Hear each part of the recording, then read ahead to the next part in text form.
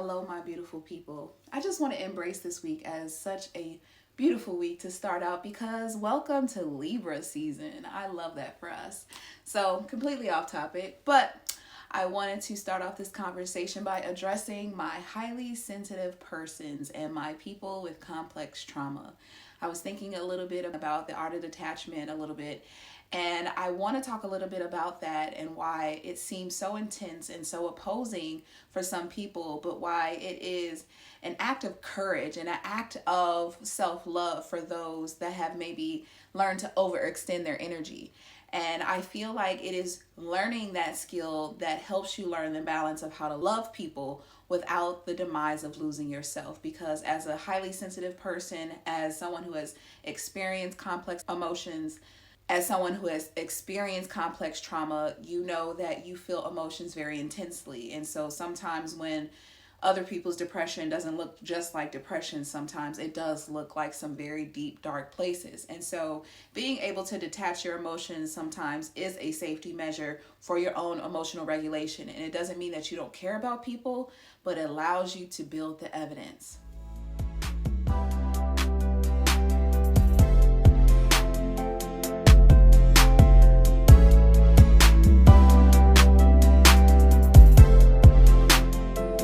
Hello, my healing fam. Welcome to Healing Not Heal, where we will talk about all things mental health and holistic wellness in a very transparent and culturally competent space. Now, when you hear people practicing detachment, a lot of people think that that means shutting off their emotions, putting up a wall, being guarded, not letting people in, or being nonchalant or not caring. And that is furthest from the truth. You know, the reason that you hear about the art of detachment a lot in the spiritual community, and the people that gravitate more to the spiritual community have experienced a lot of trauma and tend to be highly sensitive people.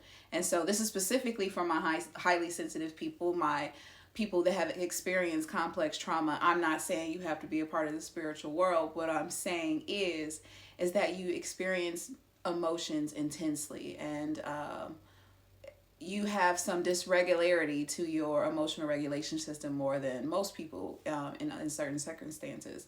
And so that being said, learning how to navigate and regulate your emotions takes some detachment from your experience in order to recognize, again, your emotions and how to channel them, and when they're appropriate and when they're not.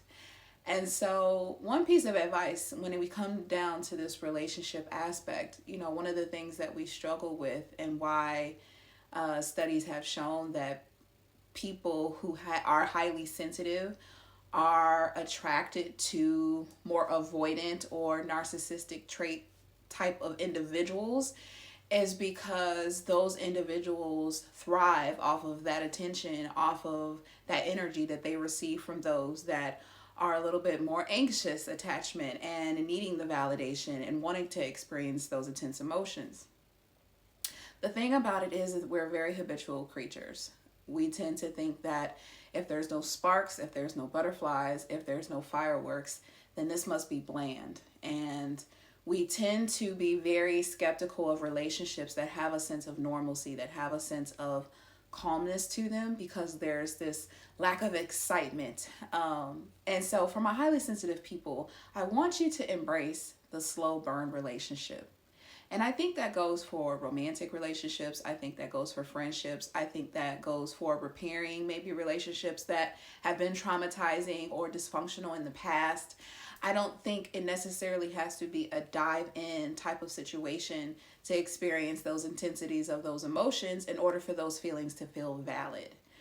A lot of the times we feel like if we don't experience those intense emotions, that there is no connection.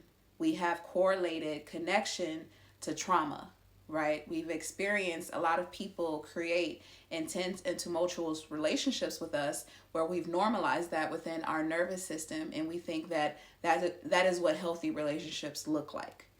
And when we experience people who have more secure attachments and maybe don't have that traumatic background, or don't necessarily have that exciting, experience or background, or having triggering information that makes us seem maybe more curious, or feel like we need to solve or fix other people's problems, right? Now we have this bond over, oh, they're broken, I'm broken, maybe we can heal each other, or you feel like you're higher or further in your own spiritual journey or emotional journey that you feel like you can fix someone else, or you have your own spiritual and emotional journey that you are distracting yourself from by wanting to heal or correct this person versus focusing on yourself. I think your relationships again will expose that. And we do a lot of shying away from the work we need to do from ourselves, from chasing down those relationships that bring us those intense emotions. I think when we see those slow burn relationships with secure individuals that challenge us, we can see where some of our maybe codependency is, some of our neediness is, some of our anxious attachment, our own insecurities, instead of projecting onto that person and expecting them to bend to our will and to adjust to our lifestyle and to our trauma, which isn't healthy, right? I think there is a balance of someone being able to show up and be present with you and your experiences and be able to reassure and validate you. That's where healing happens in community. But you can't expect someone to conform to your lifestyle or your vision. Because we're very intense and very passionate and very emotional people, we tend to romanticize a life that we want or a relationship that we want, that we desire. If we're empty somewhere, we didn't have that close connection, we haven't had that intimacy, I want to experience that. I want to fix my trauma wounds. I want to recreate this situation as if I have control. So I need you to act the way I need you to act so that this can be my happy ending, right? And we tend to romanticize what that person is and how they show up versus having the evidence of how they show up and seeing it consistently over time to be like, okay, this person has really showed me that they're invested in me by X, Y, and Z. I don't have any evidence of inconsistency. Their words are matching their actions, and it's not the honeymoon phase. They haven't love bombed me and then stopped doing what they were doing, because we allow that honeymoon and that fire in the beginning to drive our decisions and believe like this is this person.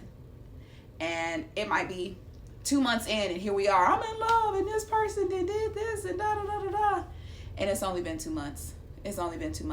Again, if this doesn't apply, let it fly. But for those that have experienced those up and down roller coaster of emotions with these individuals over a short span of time, because I see some of the dynamics dating, and this is situationships maybe going on for a year or two, where I don't care about your sexual liberties.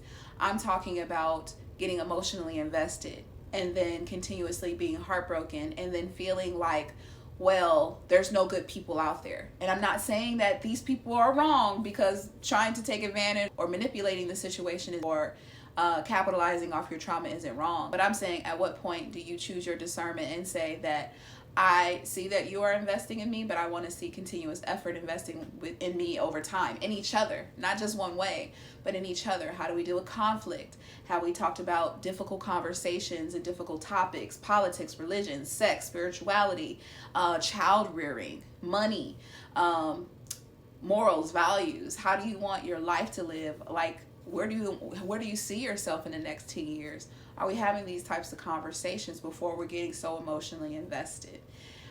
I think it's okay to take your time. I think we're so used to, especially if you're an older woman or man and you feel like there's a time crunch.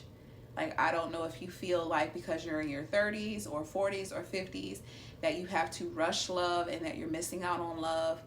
But I can guarantee you, the more that you are secure with yourself, you are bypassing a lot of unnecessary additional trauma and heartache and pain by allowing people to show up for you consistently. And again, this doesn't have to look with like a wall or with hesitation. And it doesn't have to be I'm putting people at arm's length. It's completely, I'm being present in the moment. I'm enjoying what's happening in the moment. I'm seeing the evidence of what I'm seeing right now. I'm seeing the evidence of what I'm experiencing right now. And I'm enjoying for what it is. If it happens consistently over time, then I will allow myself to develop these feelings. But I won't envision something that hasn't happened. I won't go off somebody's words only. Oh, they say they want to marry me. They want kids with me. They want to do this. They want to buy me a house. But they can't buy a soda. They don't want to spend no time. Maybe they don't even see their own kids, or they're mean to their own kids, whatever. Like, look at the evidence versus what people are saying. and let that be the deciding factor on whether it is a healthy and consistent relationship.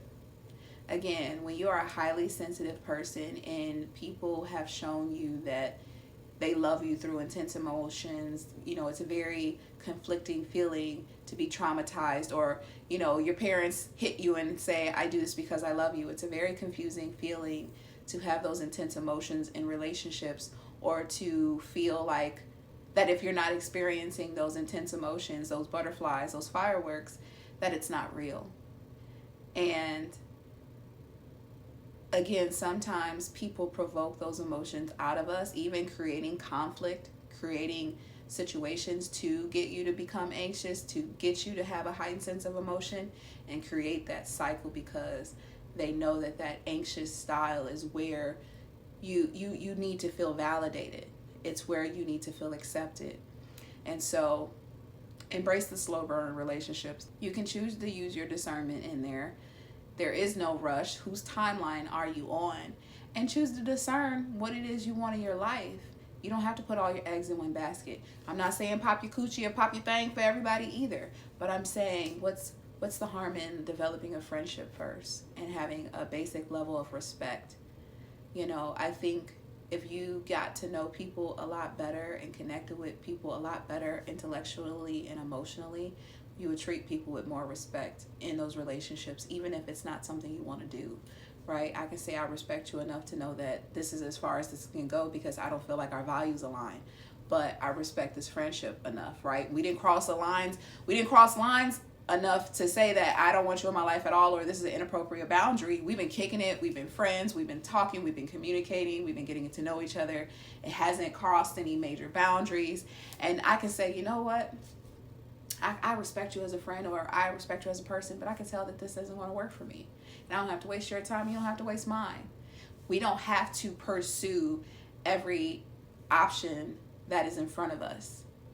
We don't have to seek that validation every single moment.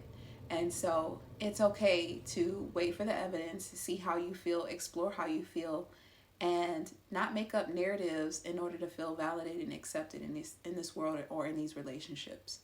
That is what detachment is waiting for you to see the evidence and not really necessarily personalizing other people's thoughts, perceptions, and behaviors as a personal attack or a deficit, or I'm not good enough, or what did I do wrong, or if I did this different. Yes, there's room for change. There's room for all of us to grow. But again, also understand that not every person is meant to be in your path. Sometimes the path is hello and goodbye. The path doesn't necessarily mean I'm supposed to stay here at this pit stop, because I can be diverting myself off my own journey by being distracted with you. If I know that this is exhausting a lot of energy for me to even exist around you, even in the very beginning, then this isn't something I need to navigate further. I don't mind being challenged, but I don't want to be underappreciated. I don't want to be undervalued. I don't want to be dismissed. I don't want to be invalidated. I don't want to be inconsidered. I can experience something completely else. I get to choose my experience. And so work on loving yourself enough to know that it's okay to love slow. It's okay to love passionately, but it's okay to love slow. Think about that. Think about slow passion. Doesn't that feel better than rough and quick and getting it over with? It's like, no, let me experience this slowly and enjoy the moment. If this moment passes, I appreciate you being here. If you choose to stay, then I get to embrace it and I get to savor it. I don't have to rush and eat my food. Okay? So enjoy the slow burn relationship. It's a safe space there too. Again, if you come across that magical passion and you know it's the one, I'm not in your business. I'm just saying that sometimes those intense emotions that we feel, let them resonate. Give them time to really speak to you and see if they do resonate over time. If you have conflicting feelings, listen to that energy too. But you don't have to rush your decision. Sometimes we rush into a thought or a decision feeling like we don't have options. And the universe is not of scarcity, it's of abundance. There is more than enough. Again, don't mix my words. I'm not saying people are indispensable. I'm just saying that you don't have to rush. Okay? All right, love yourself first. I appreciate you being here. Make sure to like, share, subscribe. Again, I'm here every week on Thursdays for Healing Not Healed. I also have my sound bath Sundays, every Sunday, 8 p.m. live on YouTube and TikTok. Again, make sure to like, share, subscribe. I appreciate you being here, Healing Fam. Love you.